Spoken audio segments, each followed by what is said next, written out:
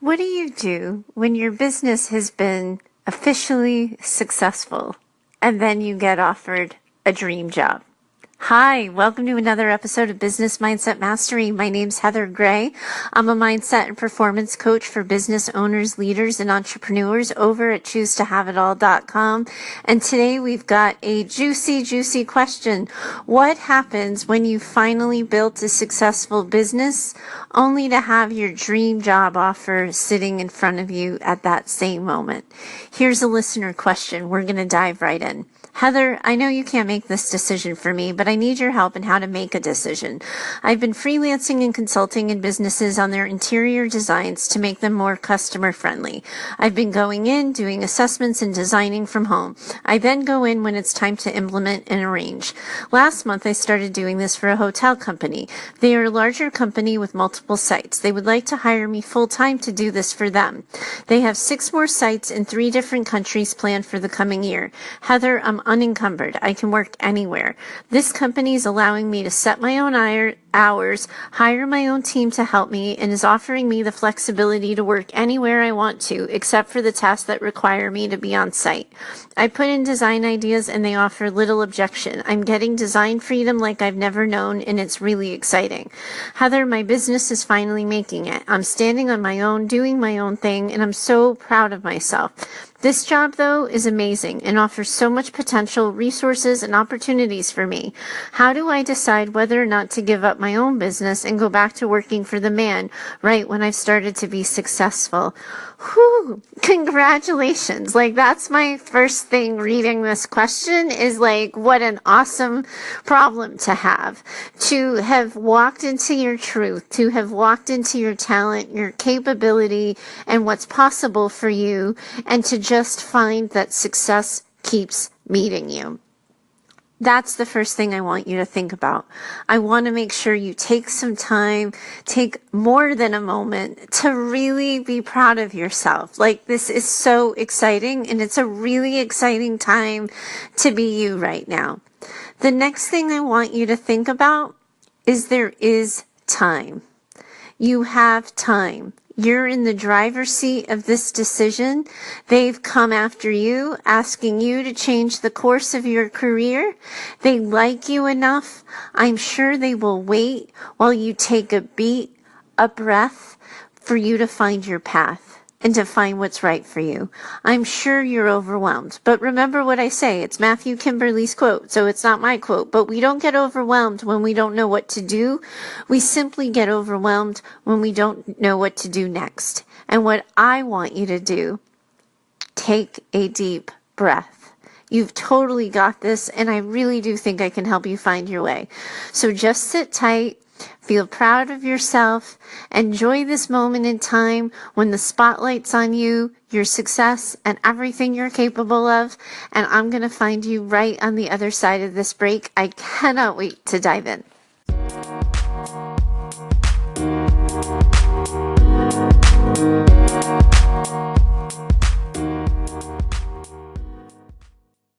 So the first thing I really do want you to do, I meant it. I want you to take time to celebrate this success. I don't want you to feel rushed by someone else's timeline with this feeling that if you don't answer right away, you're going to lose this opportunity. This opportunity found you because of your skill set, because of your talent, because this company liked working with you and they want to work with you more. Your other clients that got you here, that prepared you for this opportunity, all of the experiences you've made, all of the trials and errors, the practice, the studying, the research, the investment of time, the investment of money, it's all happened to bring you to this moment where you get to decide what happens next. I know it's scary and overwhelming, and I've been there when opportunities have come at the totally wrong time, and you're like, what are you talking about? I'm not ready for this right now. I had a path charted, and you're interrupting that, and I get how it makes you catch your breath, stop short, and if you're anything like me, you get this crisis of conscience and confidence a little bit, where you're like, wow, if I don't answer right now, it's all going to go away. What if I don't make the right decision and I lose everything? And you go into into the what if sort of, mantra, and then suddenly you're going down that rabbit hole of fear. So I want you to be excited. I want you to be proud. And then I want you to start to slow yourself down and get really still with yourself, because this is an incredible opportunity. I want you to think about what this job offers. I want you to think about all of the things that you get to do that you're really excited about. I want you to make every list, from the income to the benefits to the design freedom to the resources to the budget. My guess is hotel budgets have larger budgets for interior design than some of the smaller companies you might be working for. Every benefit you can possibly imagine. And then I want you to make a dot or a mark next to the ones that are only true for this company. That if you were doing it on your own as part of your own business, you wouldn't get to do that part. Now, I want you to do the same thing for your own design firm. I want you to write down every list,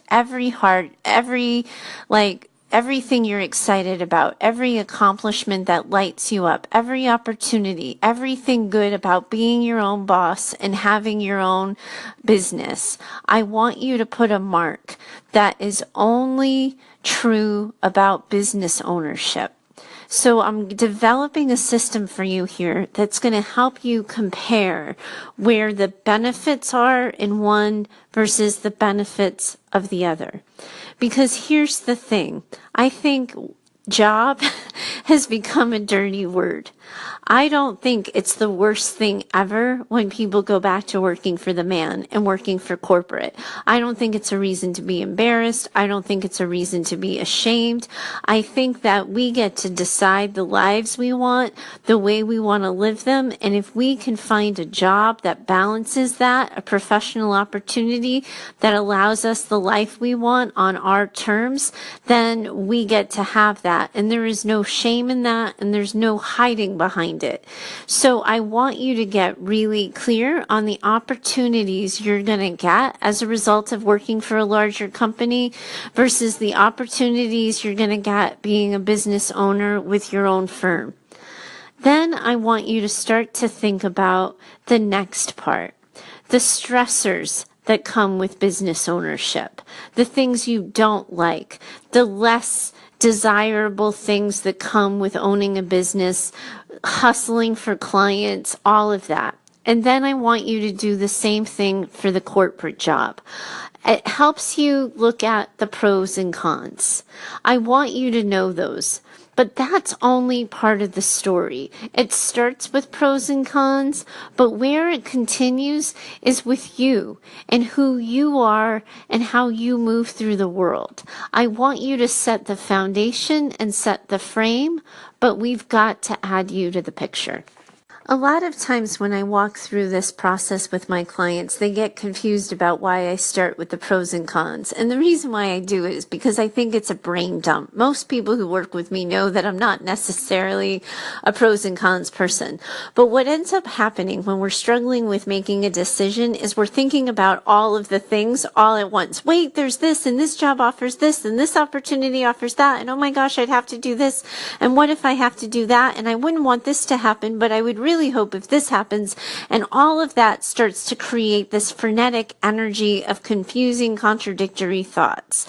That type of system, or a system similar to it, or any kind of system that works for you, gets the brain dump out, gets you out of the logistics, out of the details, and essentially, hopefully, out of the weeds. So it's written down, it's in front of you, and you can make a little bit of sense in it.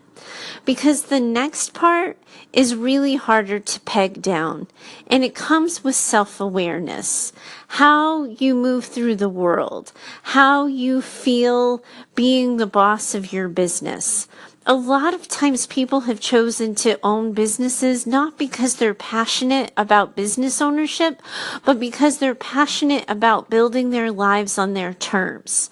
A lot of times people choose jobs not because they love the job, the role, and the expectations attached to it, but they love the reliability. They love the consistency. They love knowing what's expected of them. They love knowing that the same thing that happens on Monday is going to happen on Tuesday, and that there's a routine to things that's different than when you own your own business.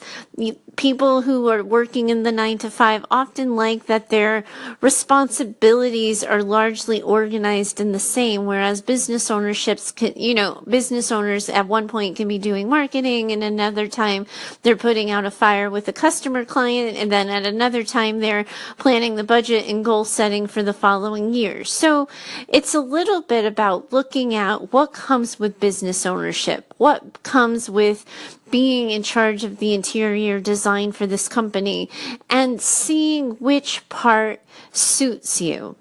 Now, I can tell by all of the explanation points after you talked about design freedom and resources that there's something this hotel job is offering you that lights you up that isn't currently in your business. Your business didn't have a lot of explanation points after it. So I want you to think about that. I want you to spend a moment kind of closing your eyes and getting really still with yourself. And I want you to ask yourself, what would it feel like working this hotel job in one of these new countries, going into a building that's studs and walls and drywall only, and getting to go in and leave your mark? I want you to think about the good parts, the hard parts, the scary parts, the intimidating parts. What would it feel like to have that job and that responsibility? If you multiplied your current experience with them, I closed your letter in front of me. I wished I kept it open. I'm sorry, I can't remember how long you said that you'd been doing this. I think you said 2 months. So can you imagine doing this for another 2 months? If you had to do this 2 months over and over again, like Groundhog Day, what would that be like? What is the benefits of going in and rearranging current interior design of this chain versus going in and establishing design? What would it feel like when it's time to update it and you have to go in and do it all over again or make changes? And then I want you to think about what that feels like. Hiring your own team is very similar to hiring a team for your own business. Having flexible hours, having flexible location, moving through the world with one client is basically what would be happening. That client, though, has some power and control in this situation. And then I want you to do that same process for your business when it's been at its best. What does that feel like? How does it feel like to move through that world? What are the good feelings that come up? What are the bad feelings? What's your nature is really what I'm trying to help you get to. Is your personality type the boss personality? Is your personality type the person who, as long as you get to make the decisions, you don't mind if someone else is writing the checks? Where do you begin and end in this process? What do you think you'd be giving up by working for this company? What do you think you'd be gaining? What do you think you would be losing by not having the opportunity to run your own business? Is there a way that you could recreate this kind of professional success as a business owner, and do you want to? Are you getting signs and indicators that you could achieve this level of success as a business owner and as your own personal brand? And is that something you want? I think that when you get really still with yourself, when you ignore the noise of being your own business owner versus working for the man, and you get really still with yourself about this particular job, this particular opportunity, my guess is you're going to start to have instincts and self-awareness that lead you into a direction you want to go.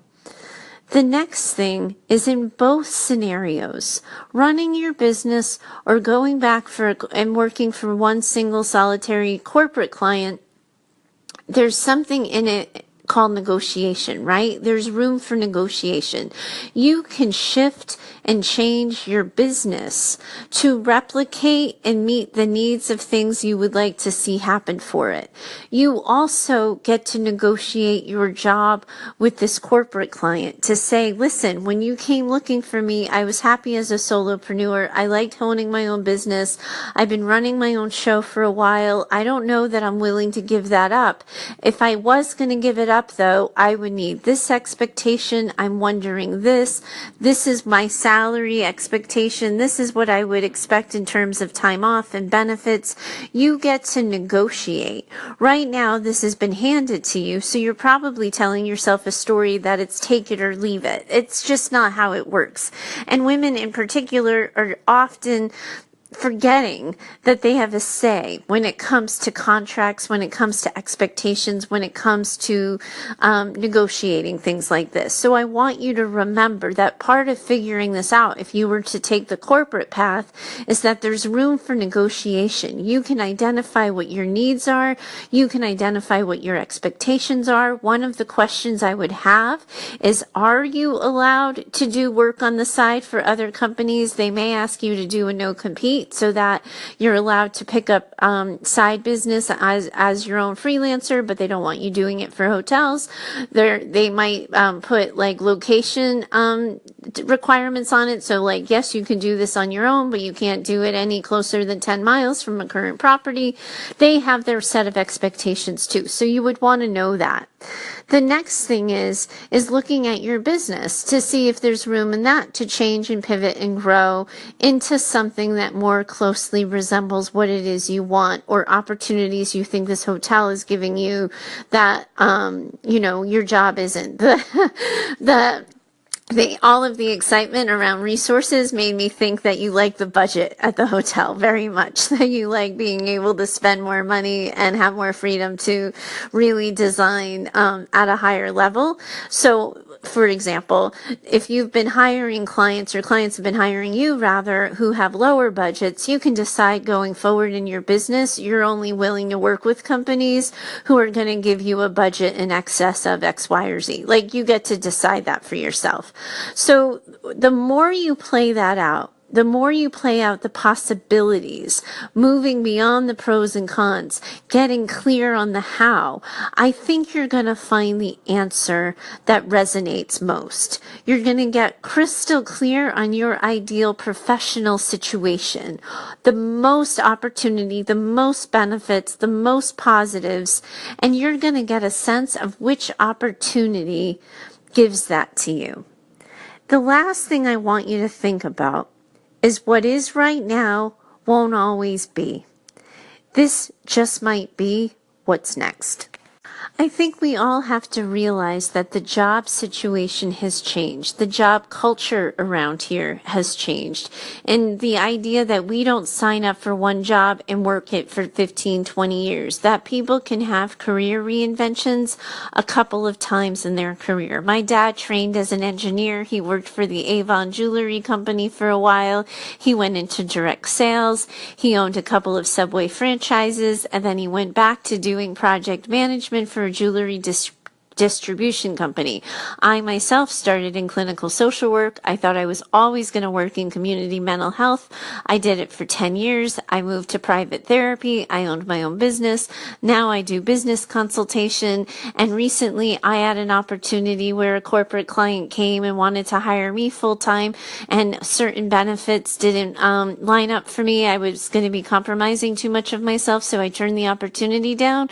But I started to see the writing on the wall that at some point in time, maybe I wouldn't always want to own my own business. Maybe I would want to go working for a corporate client with the right situation and the right formulation. So I may again reinvent myself. I hope not, because right now things are going really well for me.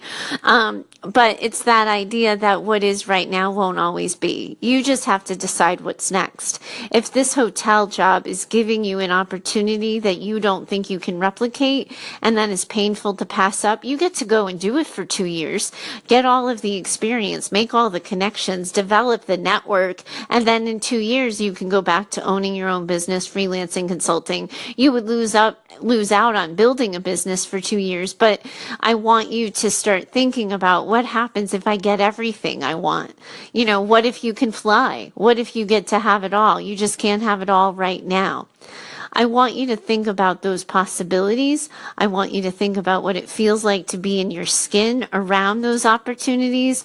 And then I want you to be unafraid to go after what you want, to say what you need, and negotiate to get it. I think that you are in a fantastic place. This is a really good crossroads to be at. You have total freedom here to tell this corporate client that you need time to think this through, to say, hey, I've worked really hard to build my business for the past 2 years. You yourselves are business owners, and you know what that means. You know what you're asking me to give up and walk away from. I need a minute. Please give it to me. And if they don't, and they don't understand that, well, then they're also showing you who they are, and you can believe them. And that might be a really good indicator that this isn't the corporate client to leave your business for, that this isn't the right move, because the right move and the right business matches your vibe, matches the way you move through the world, understands it, and accepts it. I think you're in a fantastic place. I hope you write back. Nobody ever writes back to tell me how these things turn out, and I'm wondering about a couple of you. So I hope you write back, tell me what you end up deciding, and then tell me how it goes for you. Thanks so much for writing in with this question. This was a really fun one to answer. If anybody listening has a question that you'd like my 2 cents on, find me over at heather@choosetohaveitall.com. I'll put my eyes on your question and I'll get back to you as soon as I can. Thanks so much for joining me today. I look forward to talking to you tomorrow. Bye for now.